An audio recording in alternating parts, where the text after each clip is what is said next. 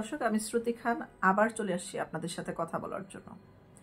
আমি বলেছিলাম আবু সাইদকে নিয়ে আর একটি ভিডিও বানাবো না, কিন্তু এরকম একটি চাঞ্চল্যকর খবর পেয়ে কথা না বলে থাকা এটা একদমই বোকামি।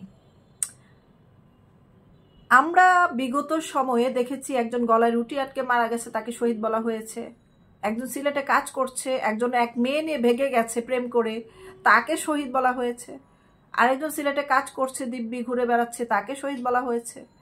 তাদেরকে আবার প্রমাণ করার জন্য লাশ তুলে নিয়ে তাদেরকে পরীক্ষা করানো হচ্ছে, পোস্টমর্টম করানো হচ্ছে, যেন তাদের আসল সত্যতা কি জানার জন্য। বর্তমানে 24শে জুলাই আন্দোলনের এত নাটকীয়তার পরেও এবং আমরা এত গবেষণার পরেও মূল শিকড়ে পৌঁছতে পারলাম না। আমাদের মাথার ব্রেনেও কুলাচ্ছে না যে আসলে এটা কতগুলো ব্রেনের সমষ্টি এবং কতগুলো মস্তিষ্কের বিস্ফোরণে এরকম একটি জুলাই আন্দোলন করতে সফল হয়েছে এবং এর পিছনে কারা কারা আছে। সবচেয়ে বড় কথা, আমি নিজেই এখন কি বলবো, এটা অসুস্থ হয়ে পড়েছি, মানসিকভাবে অসুস্থ হয়ে পড়েছি এই ভেবে যে মানুষ এত বড় প্রতারণা এই দেশবাসীর সাথে কিভাবে করতে পারে। এই মুগ্ধকে নিয়েও কত ধরনের প্রচারণা হলো, মুগ্ধ না স্নিগ্ধ, স্নিগ্ধ না মুগ্ধ, এই ধরনের আমরা একটা বিতর্কের শিকার হয়েছি। এবং অসংখ্য নাম শহীদ বলা, ঘোষণা করা শহীদ যারা, তারা যে ফিরে আসছে এবং আবার হাজার কোটি টাকার ফান্ড করা হয়েছে, ফাউন্ডেশন, সেখানে আমরা শুনেছিলাম যে মুগ্ধ ভাই স্নিগ্ধ তাকে নাকি দায়িত্ব দেওয়া হয়েছে, অথচ এই মুহূর্তের খবর হচ্ছে সার্জিস আলমকে দায়িত্ব দেওয়া হয়েছে, অথচ শহীদদের কোনো নাম নেই, লিস্ট নেই। কোথায় যাবে এই টাকা? শহীদদের নামে এই যে ফান্ড, পুরো ফান্ড যদি সার্জিস আলম নিজের পকেটে ঢুকায় কেউ ধরতে পারবে না। এবং সেই সুযোগ করে দেওয়া হচ্ছে, কারণ তারা যারা বৈষম্য বিরোধী ছাত্র আন্দোলনের সাথে জড়িত ছিল, তারা বিনিময় ছাড়াই এই আন্দোলনে আসেনি। তাদের পিছনে একটা বিশাল ব্যাকআপ ছিল এবং তারা প্রচুর অঙ্কের টাকা কামানোর জন্য আসছে। যেমন ইলিয়াস সাংবাদিক, সে বিদেশে বসে বর্তমানে আসিফ নজরুলের বিরুদ্ধেও একটি অ্যালিগেশনস নিয়ে আসছে।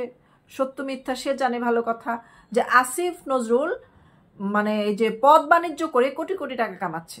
শুধু সেখানেই না, উপদেষ্টা মণ্ডলীতেও যারা নতুন নিয়োগ হচ্ছে এবং ভবিষ্যতে আরও নিয়োগ হবে, সেখানে শত কোটি টাকার ট্রানজিট হচ্ছে।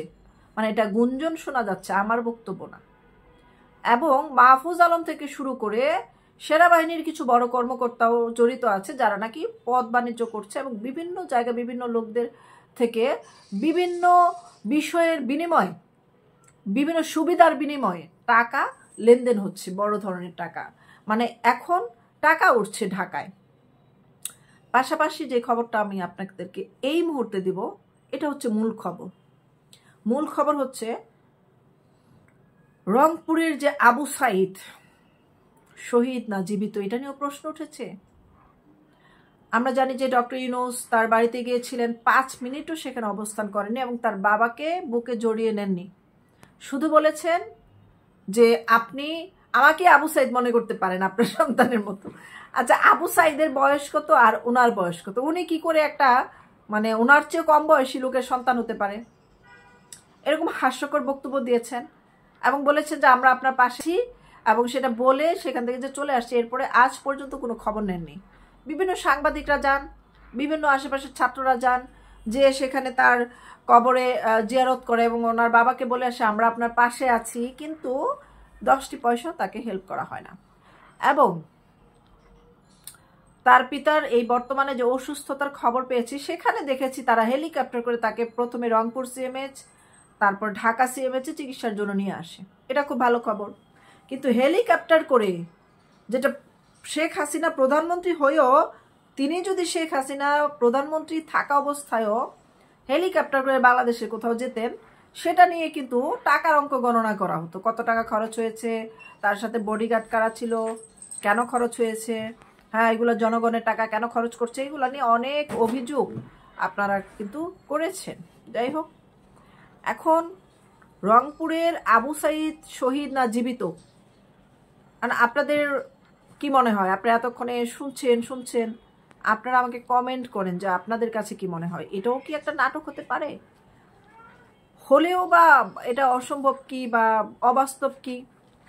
ধরুন আবু সাইদ যখন মাথা ঘুরিয়ে পড়ে গেল, তার মাথা রক্তক্ষরণ হচ্ছিল, তাকে বেশ জোরে সোরেই পিছন থেকে তার যে সহযোদ্ধারা ছিল বা বিক্ষোভকারীরা ছিল তারা যে ঢিলটা মেরেছে, খুব জোরে সোরেই মেরেছে পুলিশকে উদ্দেশ্য করে, এবং সে যখন দাঁড়ানো ছিল যেই মুখী করে, সেই মুখে কিন্তু কোনো পুলিশ ছিল না, এবং সে তার মৃত্যুটাই ছিল তাদের টার্নিং পয়েন্ট। এখন তারপরে কি হলো, রাবার বুলেট দুইটা করেছে, এটা আমরা স্পষ্ট দেখতে পেয়েছি, এবং যে করেছে সেও দাড়িওয়ালা একজন পুলিশ ছিল। সে আসলে কি পুলিশ ছিল না সে শুটিংয়ের একজন অভিনেতা ছিল, এবং তার হাতে একটা লাঠি ছিল, কিন্তু সবাই একযুগে অস্বীকার করছে তার হাতে কিছুই ছিল না, অথচ লাঠি সহ ছবিটা সহ কানাডার প্রেসিডেন্টকে কিন্তু তার একটা মানে অ্যালবাম উপহার দেওয়া হয়েছিল। সব জায়গায় লাঠি আছে, যেটা দিয়ে 10-20টা মানুষ মারা যায়, 100 মানুষও পিটে মারা যাবে, লাঠি ভাঙবে না। তারপরে দেখে তাকে যখন ধরে নিয়ে গেল, এরপরে থেকে কিন্তু আবু সাইদকে আমরা দেখি নাই। ডক্টর বলতেছে আমি 6 বার রিপোর্ট চেঞ্জ করেছি, বর্তমান সরকারের মন মতো হয় না, বর্তমান উপদেষ্টাদের মন মতো হয় না, আমাকে বহুভাবে হুমকি দিয়েছে, এবং উনি যে রিপোর্ট দিয়েছে যে এটা নরহত্যা, মানে হচ্ছে মানুষের দ্বারা হত্যা হয়েছে। এখন আবার শুনতেছি সেটাও নাকি ভুয়া, মানে সে মরেই নাই।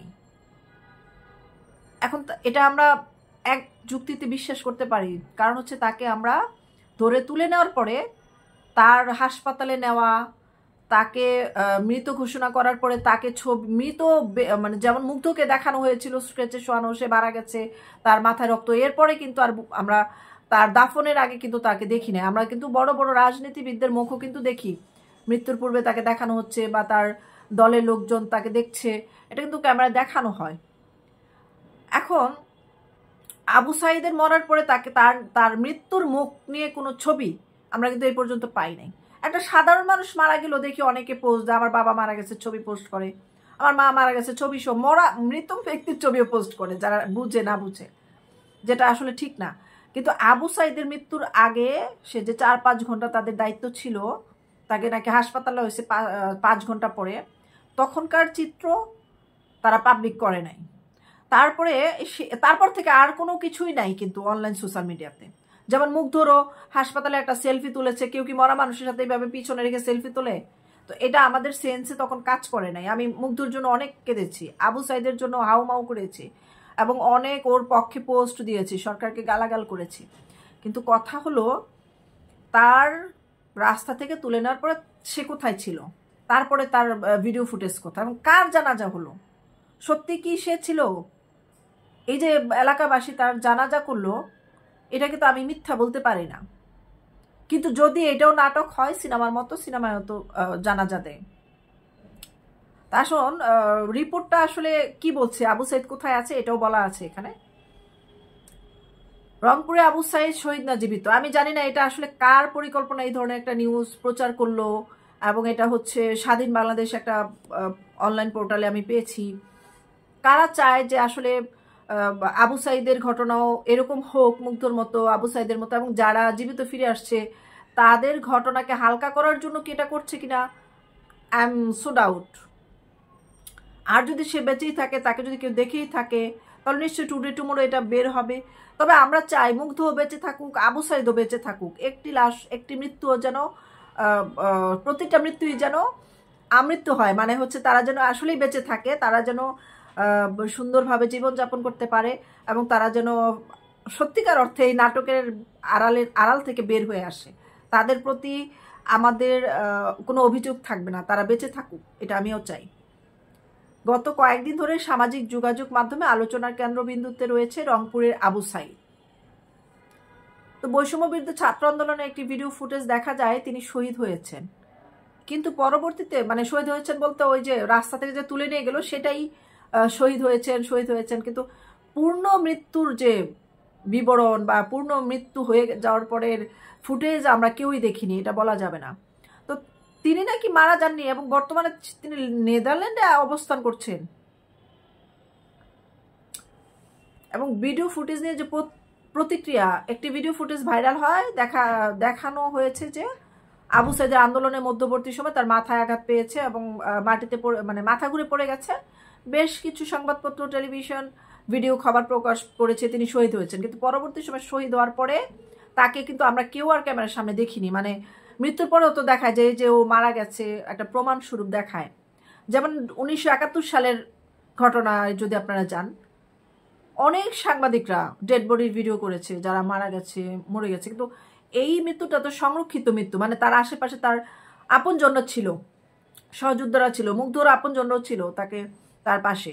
তো তারা আসলে কেন তার মৃত্যুর সময়কার কোনো প্রমাণ তাদের কাছে নেই কেন, বা তাদের প্রমাণ আমরা দেখতে পাচ্ছি না কেন জনসম্মুখে? এটা কিন্তু একটা বিশাল বড় প্রশ্ন। তবে বেশ কিছু সংবাদপত্র, টিভি চ্যানেল এই ভিডিওগুলো যে খবর প্রকাশ করেছে যে তিনি শহীদ হয়েছেন, এই খবরটি ছাত্র আন্দোলন ও তাদের সমর্থকদের ব্যাপক ওদের পজিটিভনেস সৃষ্টি করেছে। প্রকৃত তথ্যটা আসলে জেনে নেই, কিন্তু এর পরপরই কিছুদিনের মধ্যে তিনি নতুন একটা খবর প্রকাশ করেন। একটি খবর প্রকাশ হয়, বিভিন্ন সূত্রে জানা যায় যে আবু সাইদ বর্তমানে নেদারল্যান্ডে অবস্থান করছেন এবং নিরাপদে রয়েছেন। তিনি সামাজিক যোগাযোগ মাধ্যমে একটি পোস্ট করে জানান যে তার উপর যে খবর প্রকাশ হয়েছে তা সঠিক নয়। আবু সাইদ নিজেই নাকি খবর প্রকাশ করেছে এবং তিনি সক্রিয়ভাবে আন্দোলনের সাথে সম্পৃক্ত রয়েছে।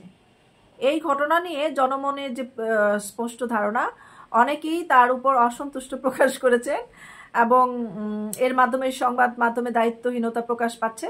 তারা আরো বলেন যে সাংবাদিকদের উচিত সঠিক তথ্য দিয়ে রিপোর্ট প্রকাশ করে। মানে আবু সাইদ নিজে বলেছেন, আমি খুঁজে দেখবো যে সোশ্যাল মিডিয়াতে এটা পাওয়া যায় কিনা। এখন উপসংহার হচ্ছে এখন সব দৃষ্টি যেন আবু সাইদের দিকে, তার বর্তমান অবস্থা এবং বৈষম্য বিরুদ্ধে ছাত্র আন্দোলনে তার ভূমিকা নিয়ে প্রতিদিনে নতুন নতুন খবর আসছে। এই ঘটনার ফলস্বরূপ দেশে সামাজিক আন্দোলন নিয়ে নতুন আলোচনা সৃষ্টি হয়েছে। বিভিন্ন শ্রেণীর মানুষ আন্দোলনের প্রতি তাদের যে সমর্থন এবং সক্রিয় অংশগ্রহণের আগ্রহ প্রকাশ করেছে, যা ভবিষ্যতে রাজনৈতিক গতি পরিবর্তনের সম্ভাবনা সৃষ্টি করতে পারে। এক্ষেত্রে কোনো নির্দিষ্ট ফলাফল উদ্বুদ্ধ না হওয়া পর্যন্ত সকলে সঠিক তথ্য যাচাইয়ের মাধ্যমে সিদ্ধান্ত নেওয়ার আহ্বান জানায়। তবে এই খবরের সত্যতা এখনো খুঁজে পাওয়া যায়নি। দর্শকরা এখনই বিভ্রান্ত হবেন না। খবরের সত্যতা খুঁজে পাওয়া গেলে আমি সবার প্রথম আপনাদের সামনে খবরটি উপস্থাপন করব। আমি শুধু খবরটির পিছনের খবর জানার চেষ্টা করেছি।